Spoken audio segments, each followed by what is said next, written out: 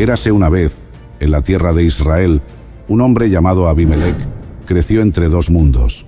Era uno de los 70 hijos de Gedeón, el famoso juez que liberó a Israel, pero nació de una concubina en la ciudad de Siquem. A diferencia de sus hermanos, que tenían un estatus más alto al ser hijos legítimos, Abimelec siempre estuvo en una posición marginal dentro de la familia de Gedeón. A pesar de que Gedeón rechazó ser rey, declarando que Dios debía gobernar sobre Israel, Abimelec no compartía esa visión. Desde joven, deseaba el poder y soñaba con reinar sobre la nación. Su conexión con los líderes de Siquem, quienes lo veían como uno de los suyos debido a su linaje materno, le dio una base de apoyo que alimentó sus ambiciones.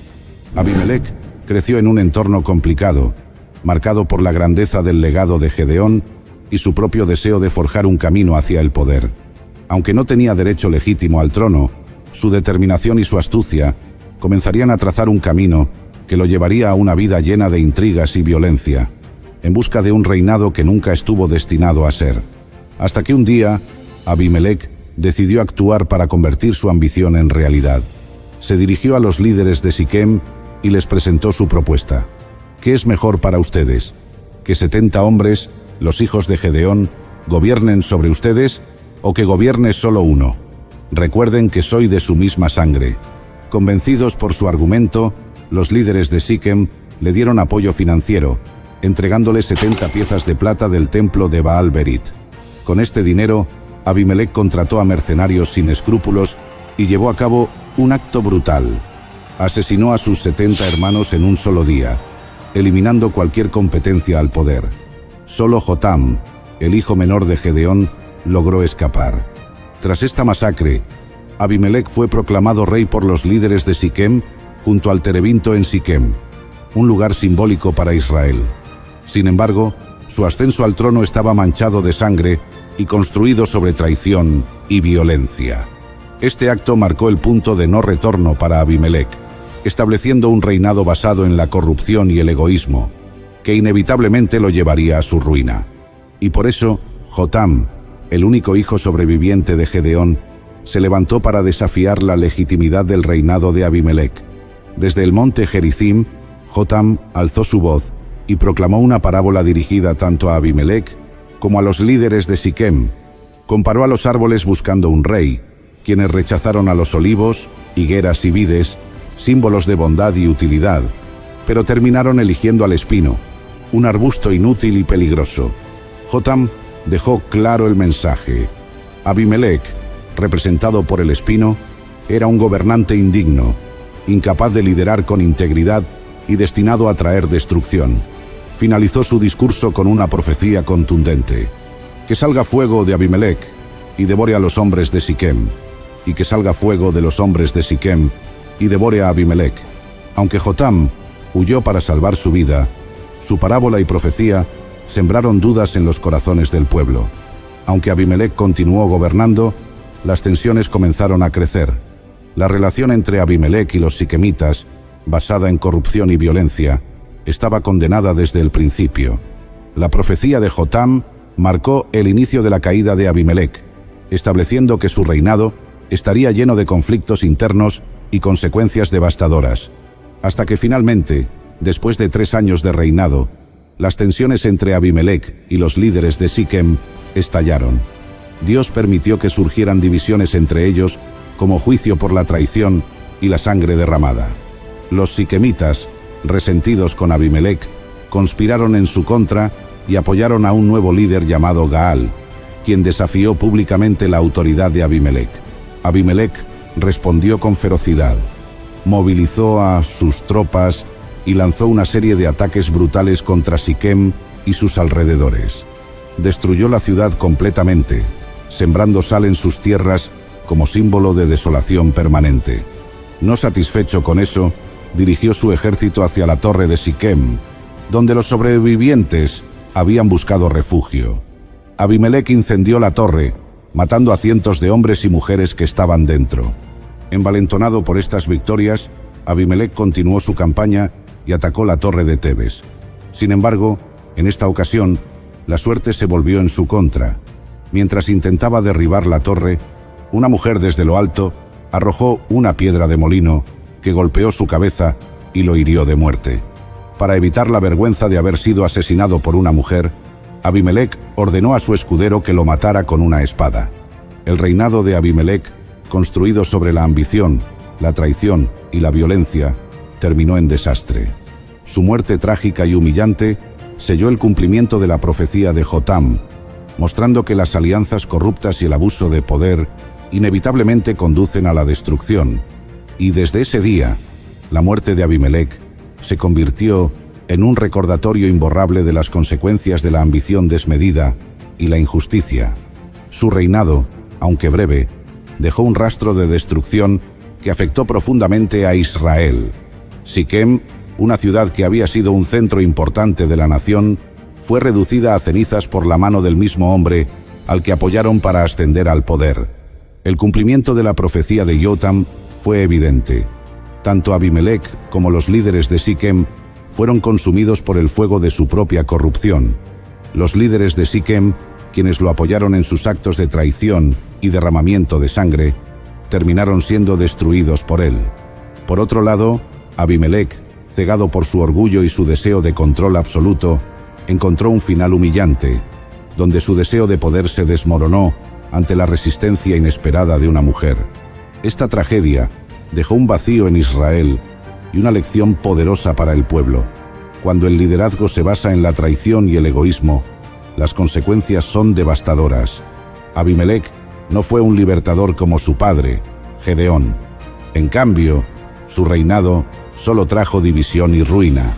La memoria de Abimelec quedó grabada como una advertencia para las generaciones futuras, un llamado a buscar líderes justos, que teman a Dios y pongan los intereses del pueblo por encima de los suyos. Su vida y su caída se convirtieron en una evidencia de que, aunque la maldad pueda parecer triunfar por un tiempo, Dios es justo y siempre trae juicio sobre aquellos que se apartan de su voluntad. La historia de Abimelec nos enseña los peligros de una ambición descontrolada y del liderazgo que no se fundamenta en la justicia y el temor de Dios. Su vida estuvo marcada por decisiones egoístas, alianzas corruptas y el uso de la violencia para obtener poder, pero estas mismas acciones provocaron su caída. Abimelec demuestra cómo el deseo de gobernar sin someterse a Dios puede llevar no solo a la destrucción personal, sino también al sufrimiento de quienes lo rodean. El cumplimiento de la profecía de Jotam subraya que Dios no es indiferente a la maldad. Aunque Abimelec logró ascender al poder, su reinado estuvo lleno de conflictos internos que finalmente trajeron juicio sobre él y sobre los líderes de Siquem. Su vida sirve como advertencia de que los métodos corruptos no producen un liderazgo duradero ni fructífero. Esta historia también es un recordatorio de que el liderazgo, cuando se ejerce sin integridad, deja un legado de destrucción en lugar de bendición. Abimelec pudo haber seguido el ejemplo de su padre, Gedeón, quien rechazó el título de rey para mantener a Dios como el verdadero gobernante de Israel. En cambio, eligió el camino del egoísmo, mostrando que el poder, cuando no está guiado por la voluntad divina, se convierte en un arma peligrosa. La vida y muerte de Abimelec reflejan la verdad de que la justicia de Dios siempre se cumple, y que las acciones de los hombres, buenas o malas, tienen consecuencias duraderas. Y ahí estaba yo, en medio de la oscuridad de la noche, un humilde agricultor de la tribu de Manasés. Con solo 300 hombres escogidos, armados únicamente con antorchas, cántaros y cuernos, avanzamos hacia el campamento enemigo que se extendía como una plaga, vasto como langostas que cubrían la tierra. Nuestros enemigos eran más de 135.000 guerreros entrenados, mientras nosotros éramos solo 300 agricultores. Pero confiábamos en la promesa divina, en la fuerza que nos otorgaría el Todopoderoso. En medio de la noche, lanzamos un ataque sorpresa, clamando el nombre del Señor mientras hacíamos sonar nuestros cuernos y rompíamos los cántaros, inundando el campamento con luz y confusión. El estruendo de nuestros cántaros y el resplandor de las antorchas parecían desafiar a la misma oscuridad. El enemigo, aterrorizado y confundido, se encontró cara a cara con la manifestación del poder divino. Hundidos en la incertidumbre y la desesperación, huyeron en desorden, derrotados por la mano poderosa de Dios. Fue una victoria gloriosa, una demostración palpable del poder divino sobre las fuerzas terrenales, un testimonio de la fe y la valentía que el Señor había infundido en nosotros. Pero déjenme contarles desde el principio. Mi nombre es Gedeón, y esta es mi historia.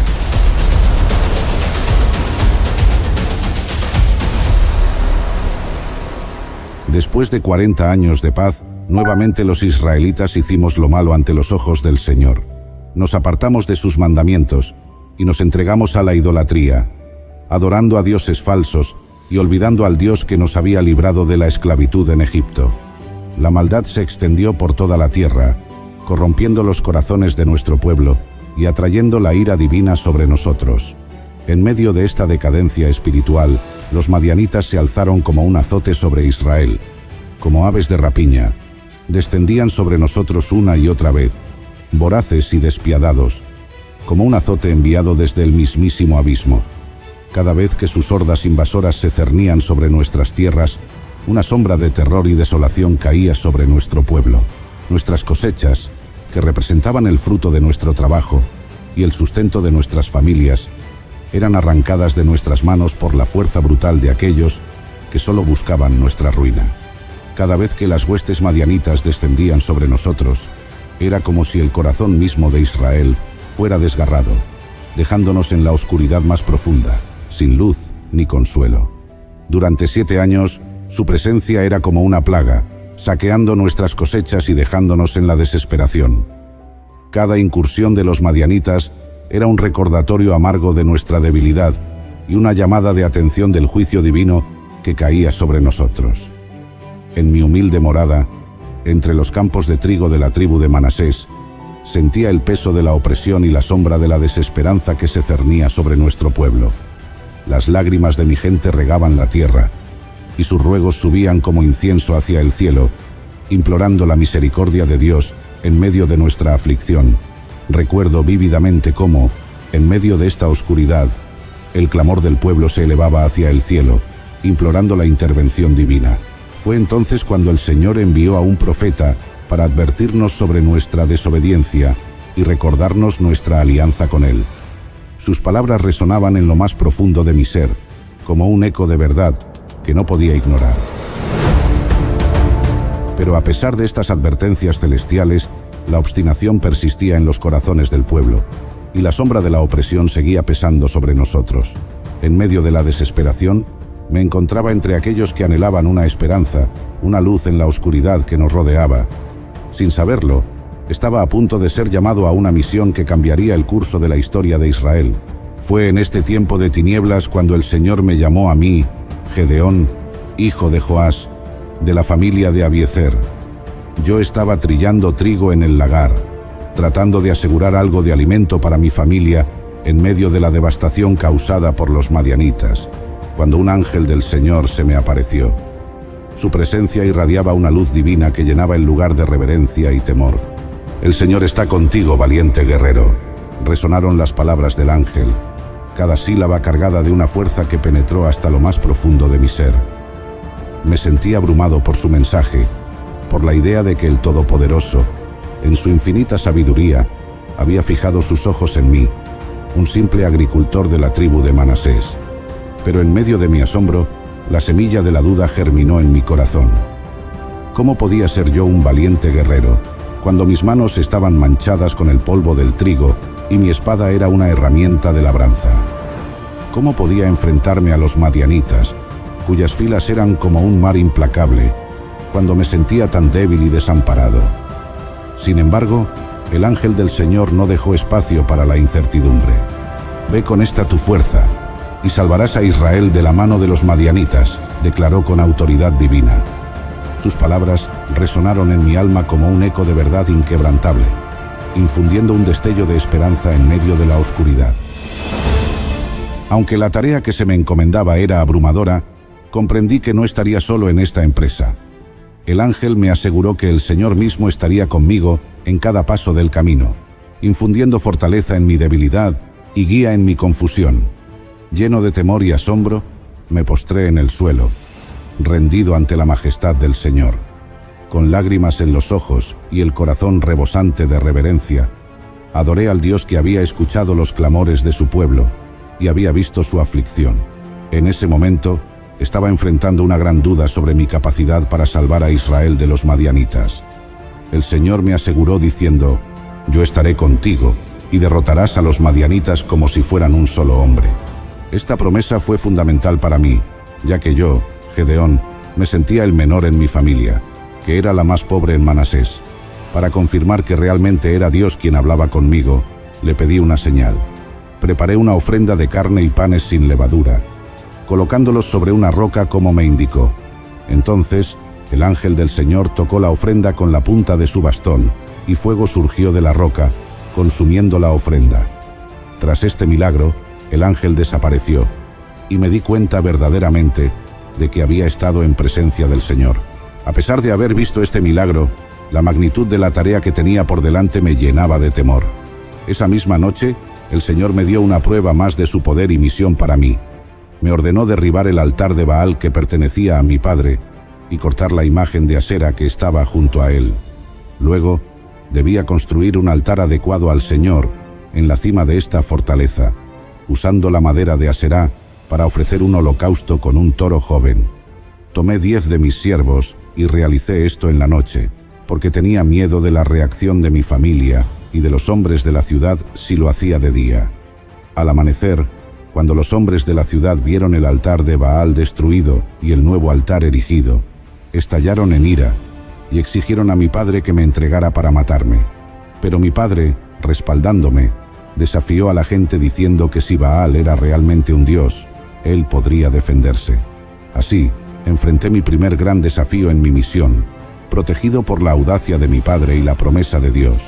Después de los eventos en torno al altar de Baal, los madianitas, amalecitas y otros pueblos del oriente se unieron para cruzar el Jordán y acampar en el valle de Jezreel. Fue entonces cuando el Espíritu del Señor vino sobre mí, Gedeón, y sentí un llamado a la acción.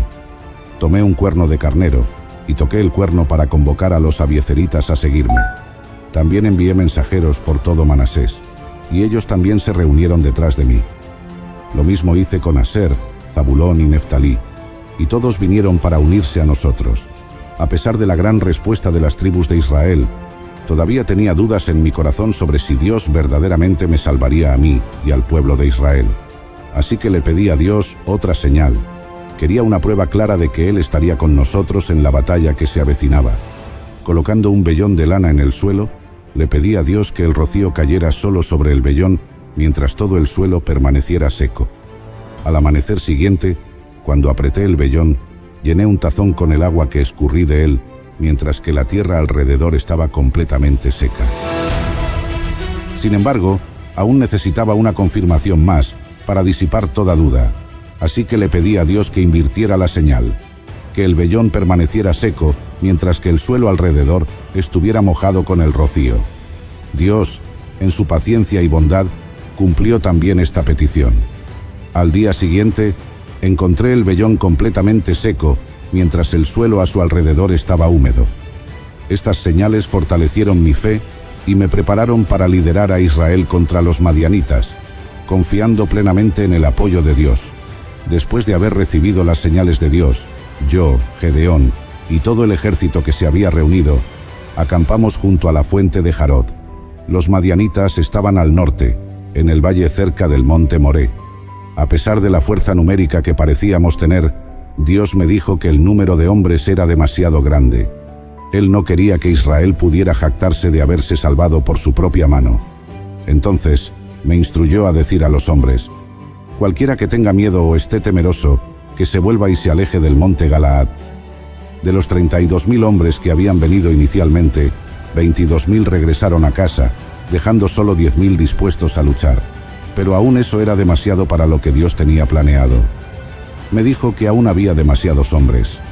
Me instruyó a llevarlos al agua para ponerlos a prueba. Allí, debía observar cómo bebían el agua. Los que se agacharan para beber directamente con su boca del río, debían ser separados de aquellos que se arrodillaran para tomar el agua en sus manos y beber de ellas.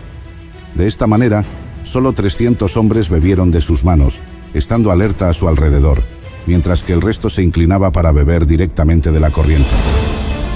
Dios entonces me dijo: con estos 300 hombres que lamieron el agua te salvaré y entregaré a los madianitas en tus manos. Deja ir a todos los demás a sus casas. Así, armado con un pequeño grupo comparado con el ejército madianita, me preparé para la batalla, confiando plenamente en que la victoria vendría de Dios, no por la fuerza o número de mi ejército.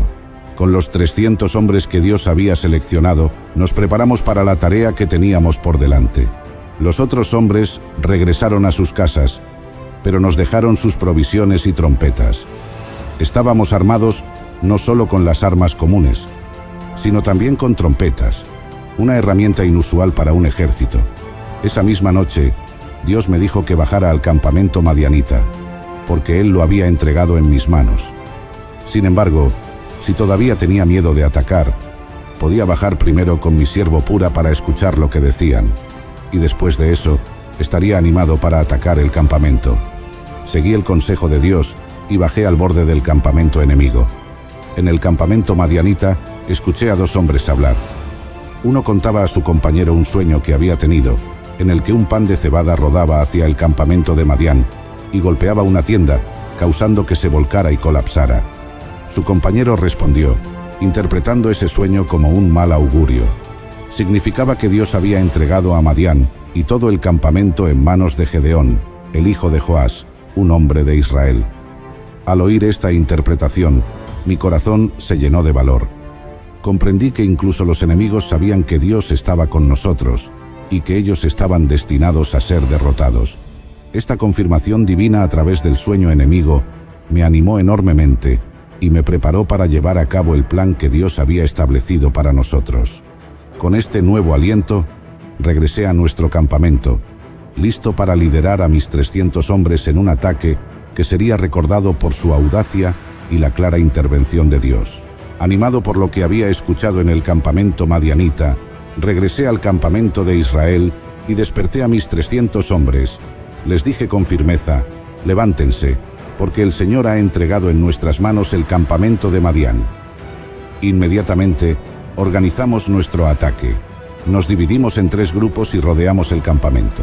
Cada uno de mis 300 hombres estaba equipado con una trompeta, una antorcha oculta bajo un jarro y, por supuesto, su propia espada. En medio de la noche profunda, todos en posición y esperando mi señal, el silencio preludiaba la tormenta que estábamos a punto de desatar. Al mismo tiempo, en una señal coordinada, todos los hombres tocaron sus trompetas.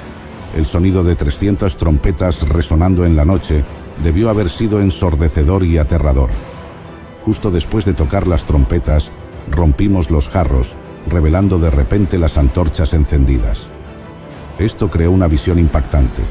Parecía que un ejército enorme y brillante había cercado completamente el campamento madianita. Mientras el sonido de las trompetas continuaba y las luces de las antorchas iluminaban la noche, todos gritamos a pleno pulmón: ¡Espada del Señor y de Gedeón! Este grito no solo servía para identificarnos como fuerza atacante, sino también para sembrar el terror psicológico, pues los madianitas estaban ya aterrados por el sueño premonitorio que habían discutido entre ellos. Confundidos y aterrorizados por el ruido, la luz y nuestro grito de batalla, los madianitas comenzaron a luchar entre ellos en el pánico. Algunos pensaban que estaban siendo atacados por un enorme ejército, y en la oscuridad no podían ver que solo éramos 300.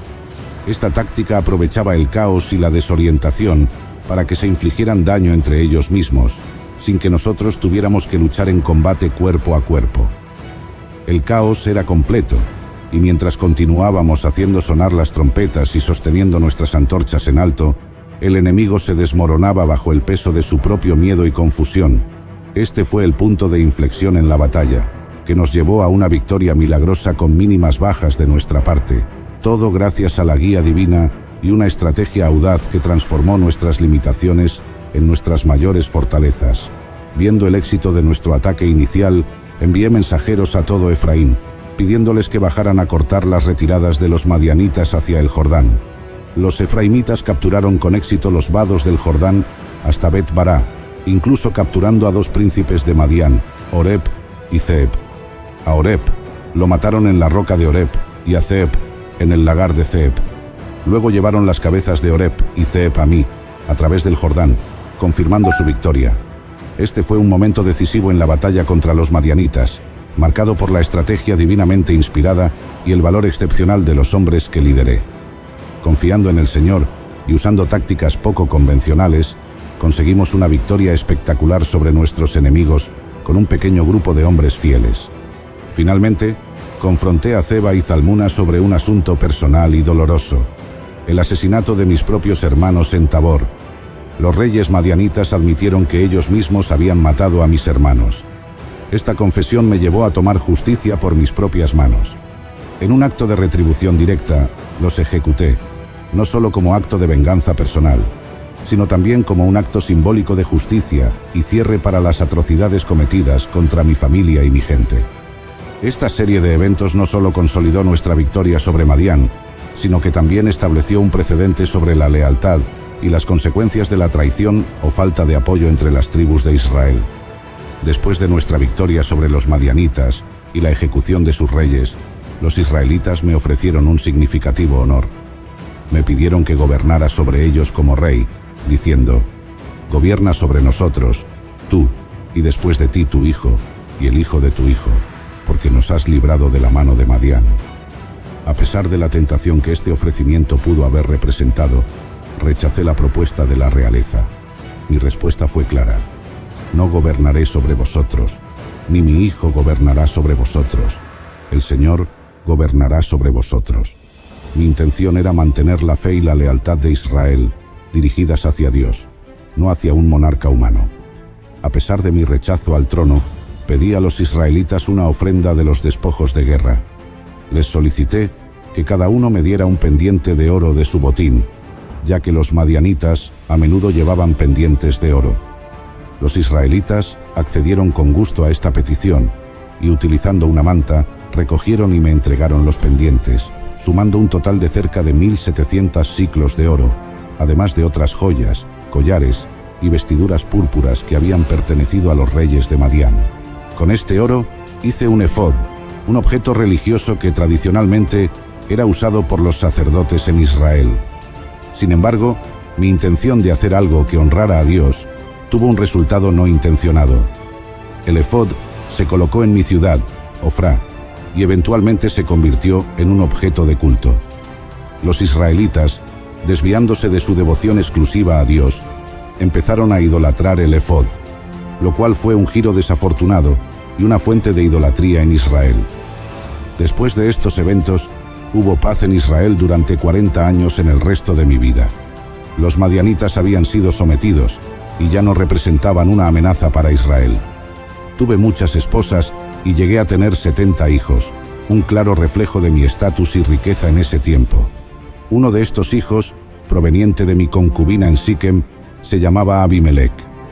Abimelec llegaría a ser una figura significativa después de mi muerte, ya que buscó establecer su propio gobierno, lo cual causó división y conflicto entre las tribus de Israel. Al final de mis días, fallecí y fui sepultado en la tumba de mi padre, Joás, en Ofrá, dentro del territorio de los abiezeritas.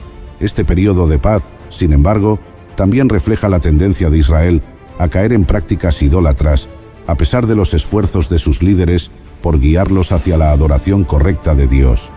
Mi historia, aunque marcada por la victoria y el liderazgo, también es un recordatorio de la fragilidad de la devoción humana y la facilidad con la que podemos desviarnos del camino que Dios ha establecido para nosotros.